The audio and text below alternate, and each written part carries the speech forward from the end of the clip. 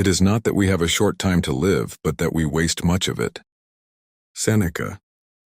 There's a storm outside, and some days it finds its way in.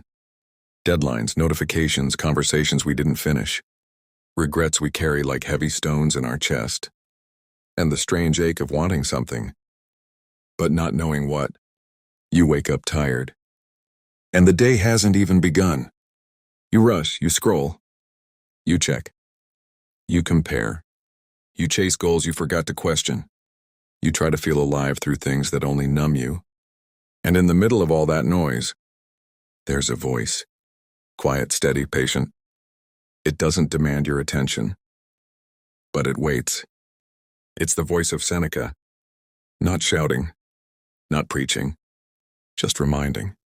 You are not the storm. You are the stillness within it. Seneca said, "People are frugal with money, but waste the one thing that cannot be earned back, time. We guard our wallets. We protect our passwords. We panic over losing what can be replaced. But time, we toss it. We delay what matters. We spend hours on things we don't even remember the next day. We say, I'll slow down when things calm down. I'll rest when I've earned it. I'll live fully later, when I have time. But time doesn't wait. It doesn't pause until you're ready. It slips moment by moment into memory. And one day it's gone. Seneca reminds us, your life is not short, but you must learn how to live it. Not when the world slows down. Not when you feel caught up. But now. This breath. This moment. This exact hour you've been given. You can't control the storm. You can't control what others think. You can't even control the next 5 minutes. But that's not a punishment. That's power. Because what you can control is your focus, your attention, your response. Peace doesn't come from perfect circumstances. It comes from presence, from choosing stillness in a world that begs you to run. You lose your calm not because of the chaos, but because of how you meet it. You suffer not because of what happens, but because of how you resist it. We suffer more in imagination than in reality. Seneca wrote that while in exile, alone, banished, forgotten. He had every reason to collapse inward, but instead he became vast. He found depth. How many times have you suffered over something that never happened? How many times have you imagined the worst, rehearsed pain that never came, lived inside a tragedy that only existed in your mind? Seneca says, you are not your fears. You are not your what-ifs. Let today's weight be enough. Don't borrow sorrow from tomorrow. Don't carry imaginary burdens. Seneca was one of the richest men in Rome. He had power, wealth, prestige, and yet he would sleep on the floor, wear simple clothes, fast, go without. Not because he was punishing himself, but because he was training himself, preparing his mind, sharpening his soul, so that if the day came when comfort disappeared, he'd still be whole, still free, still himself. He understood what we so often forget. Peace doesn't come from having more. It comes from needing less. It's not about rejecting pleasure. It's about remembering where true pleasure lives. In simplicity, in discipline, in presence, mind-y. So many of us think we need to escape, to disappear for a while, to reset somewhere far away. But Seneca whispers something different. You don't need to escape your life. You need to return to it, with clear eyes, with stronger boundaries, with stillness in your chest, because you can sit in silence without being empty. You can be still without being stagnant. You can stop without falling behind. Rest is not laziness. Simplicity is not weakness. Slowness is not failure. The world teaches urgency. Seneca teaches essence. He wrote, "A gem cannot be polished without friction, nor a man perfected without trials." So if you're struggling, good. It means you're being refined, shaped, challenged. not to break you, but to bring you closer to what's real, to burn away what isn't truly yours. Pain isn't always punishment. Sometimes it's preparation. Seneca didn't want us to avoid pain. He wanted us to meet it with steadiness, with acceptance, with the understanding that this moment is a part of your becoming. And in the middle of all this, he reminds us again.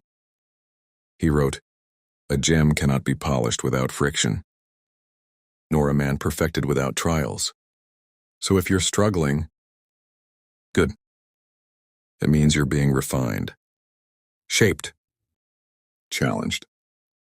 Not to break you, but to bring you closer to what's real, to burn away what isn't truly yours, to strip down what was never you in the first place. Because that's what trials do. They reveal. They uncover. They peel back the illusion of control and show you what you're made of. Pain isn't always punishment. Sometimes it's preparation. Sometimes it's not the enemy. It's the tool. Sometimes the storm isn't trying to drown you. It's trying to strengthen your arms. Seneca didn't want us to avoid pain. He didn't teach escape. He didn't promise ease. He wanted us to meet pain, not with panic, but with steadiness. Not with despair, but with dignity. Not with resistance, but with presence. Because pain will visit, that is certain. But suffering, the kind that consumes us, paralyzes us, that often comes from how we meet the pain, not from the pain itself. He wanted us to understand this. When life removes the things you thought you needed, it's giving you a chance to see what remains, and what remains is you, your breath, your values, your clarity, your ability to respond with wisdom instead of reaction. The trial, whatever it is not what defines you. Your response does, not what happened, but who you chose to become in the face of it. Ask yourself, can I hold this discomfort without running from it? Can I feel this fear without letting it decide for me? Can I stay present even when I want to escape? That's practice. That's training. That's the kind of strength no one can take from you. Because strength isn't just endurance. It's awareness. It's calm under pressure. It's the quiet, steady yes to life, even when it's hard. We spend so much energy trying to fix pain, to numb it, to outrun it, to cover it with distractions. But Seneca reminds us, what if instead we sit with it, listen to it, ask what it came to teach? Maybe it's there to show you your limits, so you can stretch beyond them. Maybe it's revealing what you thought was solid, so you can rebuild something truer. Maybe it's burning away the noise, so you can finally hear your own voice. And this isn't about glorifying suffering. It's about finding meaning in it, about not wasting it. Pain will visit either way. The question is, will it leave you bitter or clearer? Will it harden you or open you? Seneca's wisdom says, you get to choose. So when the next trial comes, because it will, don't ask why me. Ask, what can this forge in me? What is this moment asking of me? Who am I becoming through this? Not because it's easy, but because it's true. Because this is the path, not around it, but through it. With stillness, with strength, with self-command.